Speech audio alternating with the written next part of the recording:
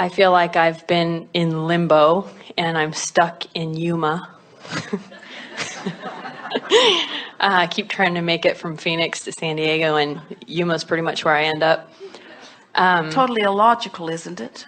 Given the fact that San Diego's only 200 miles that away, why don't you just go? Exactly. So my question being is on relationships. Can you dumb it down for me?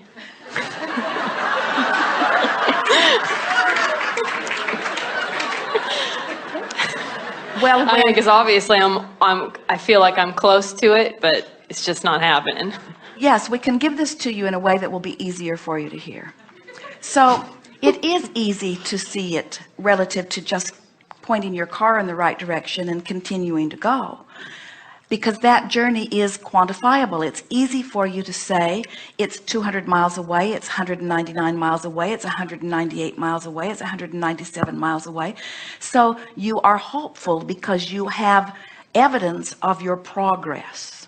Where when you want something like a relationship and you are infinitely aware that it isn't here yet, even though you may have been dreaming about it, you may have been cleaning up your vibration about it, you haven't seen the evidence about it, and so you are less certain because you are using the physical manifestation as your point of evidence rather than the improvement in the way you feel. So the way you quantify, this is good, isn't it? Yes. So the way you is it dumb enough for you? Yeah. It's a wonderful question, and we are pleased that you are asking it in this way, because it is tricky when you have been using what you see with your eyes and hear with your ears and so on as your acknowledgement of what's happening, to have something that is 99% created and not be able to see it takes an element of faith that if you don't know about the laws of the universe and you don't know that the way you feel means something, what happens is you'll be moving along. You'll find a positive thought. You'll think about what you want. You'll view something that you appreciate. You'll come into vibrational alignment with the idea of this, and you are moving right along to it. And then you'll see someone who right now has exactly what you want, which reminds you that you don't have it right now, and you turn upstream.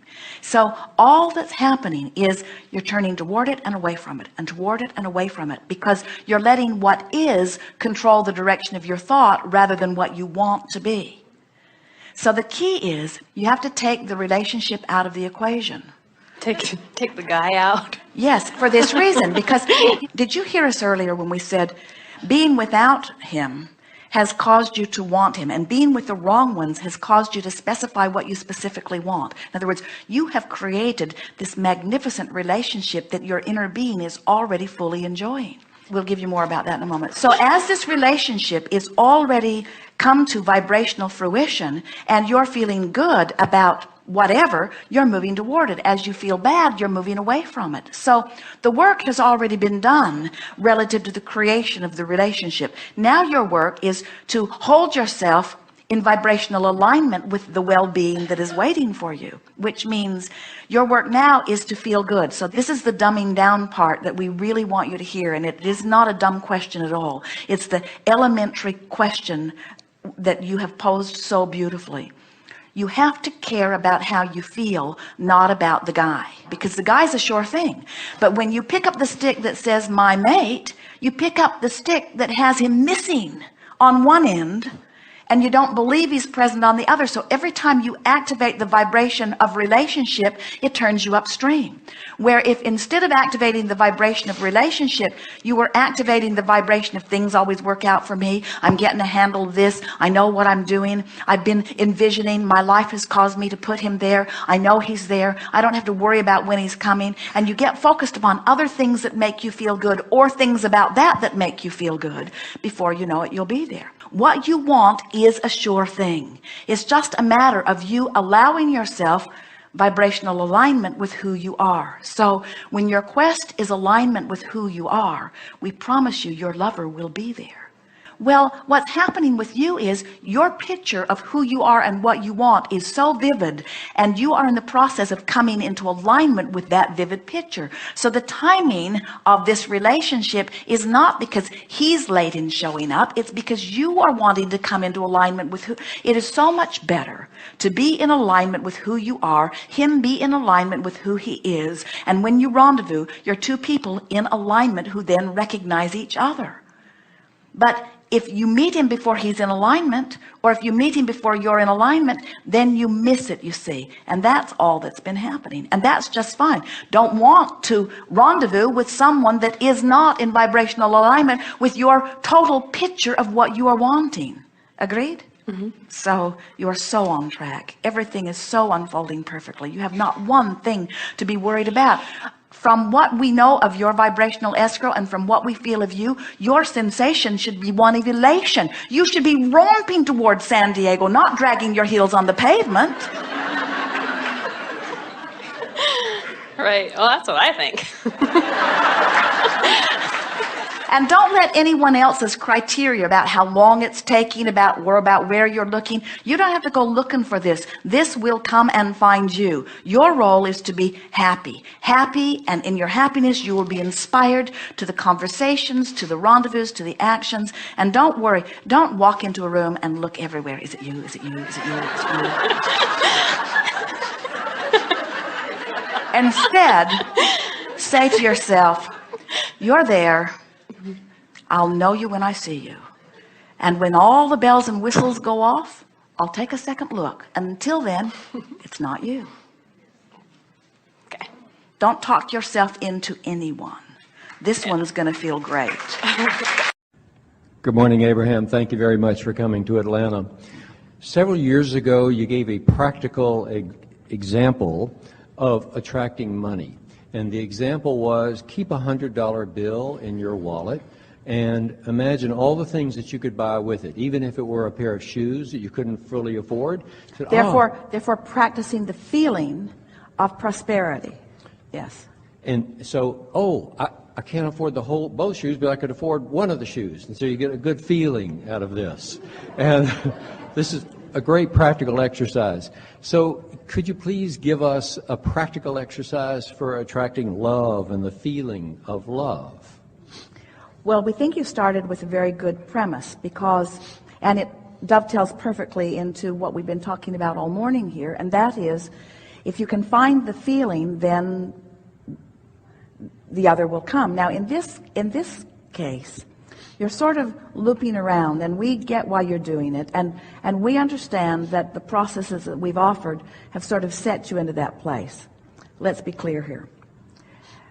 The reason that we offered an action that we knew would produce, that we knew had the potential of producing an emotion, is because we knew once that emotion was produced within you, that it would serve you. So just now we said to you, we don't want you to need to rely on the action in order to produce the emotion. And yet you live in a world where you've already established your trajectories. You live in a world where you are already accustomed. There is already some momentum going. So did you play that game? Did it resonate with you? Was it something you wanted to do or did? Esther did. She put that $100 in her wallet and she spent it all day long, all day long, all day long. Now $100 wouldn't go far enough for her. Yes, the answer is yes, I do that, and I have plenty of money. And so the idea of it is to find a way to feel prosperous. And knowing that when you feel prosperous, the law of attraction will say, well, here's a prosperous path and here's one. In other words, in today's conversation, that game, you know, the $100 process, we've explained it well enough for you here, puts you on a trajectory of prosperity, so that prosperity must find you. And the stories that came back to Jerry and Esther from people who began that process of all kinds of things that began happening in people's experiences.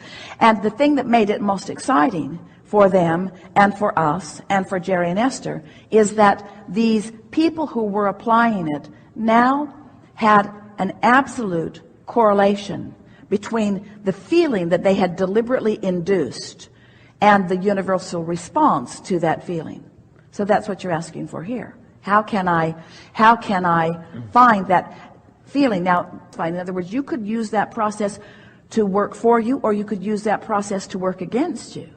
But if we can convince you that you're wanting to do anything that you can that makes you feel good, because that means it's working for you. So, in the same way, in the absence of a relationship, you have to look for the components of what a relationship would feel like and acknowledge that you've already got something comparable to that $100 bill. In other words, Esther, because she was so sort of dependent upon the relationship that she had with Jerry for company, for good company, for all kinds of intertwining in all kinds of different ways. So she just started noticing, well, this is a really fun person to talk to on the telephone, and this is a really meaningful person to talk about here. In other words, she began noticing that there were lots of ways of satisfying that relationship in lots of different people, and in doing so, there's no absence of that vibration, because what you're reaching for is happiness in the now, yes? So the answer to the question is, so let's focus upon the soothing, not the void, the soothing. Well, Abraham, what am I soothing? The void. Well, then think about being soothed. Think about feeling good. Think about having fun. Thinking about being at one. Think about your inner being. Think about source energy who is always with you. We want you to know that the reason that most people are looking for a partner is because they're trying to fill the void that really can only be filled with alignment. And so what you might say is, in the same way that I have this $100 bill, I've got this non-physical partner. I've got source energy. I have the ability to focus. I have the ability to feel good. I have the ability to align. I have the ability to attract whatever I'm wanting. This falls into the category of starting in that general place, you see. Because we don't think that we wouldn't get a blow-up doll and put it in your wallet. And that's sort of the analogy that you were reaching for with the $100 bill. In other words, you have to find a way to achieve a feeling of ease about something that you've been feeling angst about. And there are a lot of different ways of going about it. So let's find the analogy. We think it was a really fair question. So, Abraham, you told me to put $100 in my wallet, and if I would notice that it was there, instead of noticing that I didn't have it, notice that I did have it. That every time I notice that I have it, then it would increase a feeling of prosperity within me. So isn't it logical that every time you're having a really good conversation with someone, if you notice it and acknowledge it and repeat it in your mind later and activate the vibration of it, isn't it logical that that would induce that same vibration? It's the same sort of thing. Anything that makes you feel satisfied with where you are is a beneficial thing. Now, often that scares our physical friends. They think, oh, you ghost. You're not really interested in our manifestation. You're just interested in us satisfying ourselves in the absence of what we want. And if I get really satisfied with the absence of what I want, then the universe won't give it to me, because I learned from my mother the way to get things was to throw a fit. And if I act happy before I get the thing that I know I need to make me happy, then is the universe going to really give up the goods? And we say, oh, please tell us we're past that understanding. That you understand that you never get anything through throwing a negative fit. You always get it through soothing your point of attraction. It's the whole point of understanding what your grid is. It's the whole point. And so with this grid conversation, what we're wanting to lead you toward is choosing the disc that you want to be on without needing an excuse to be on it. So in some ways we have evolved past the $100 bill process, because that says, give me a $100 bill and I'll spend it and spend it and spend it and I'll end up on the high-flying disc.